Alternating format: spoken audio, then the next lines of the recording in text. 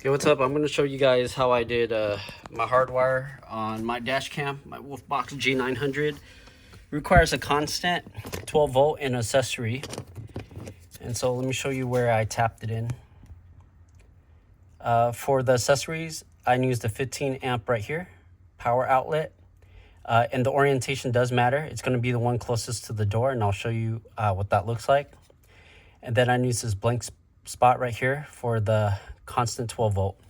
So right now the car is in accessories mode, and I got my multimeter here, and we're gonna just look under. And I'm gonna try to focus this so you can see. All right, so here's the constant slot, and the constant slot, the power actually feeds in on the side that's closer to the steering wheel rather than the door. So that's the steering wheel side. Here's the door side, no power. So that's going to be your constant. Then back down here, your P outlet, closer to the door, is going to be where it feeds in. And closer to the steering wheel is not where it feeds in. And then we can double check to make sure that that's an accessory by turning off the car now. All right, so the car is off now. And let's go back here. So closest to the door, now it doesn't have any power. Closest to steering wheel doesn't have any power for the accessory one. So again, it's the one closest to the door that has the power.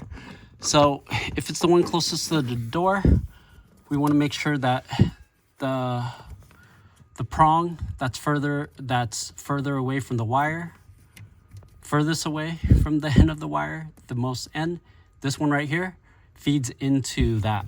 So that means it's gonna look like this when you install it. Okay. And then we said that for the constant power, it's gonna be the one that's closest to the steering wheel. So this end goes into this end that's closer to the steering wheel rather than the door. Okay. And you might be wondering why there's two 15 amps here. I just used to add a fuse, and I just put an extra fuse there just in case. So this is the fuse cover.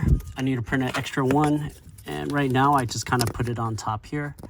Let me make sure I get the right orientation. Ooh. And then I just Velcro on top so I have it.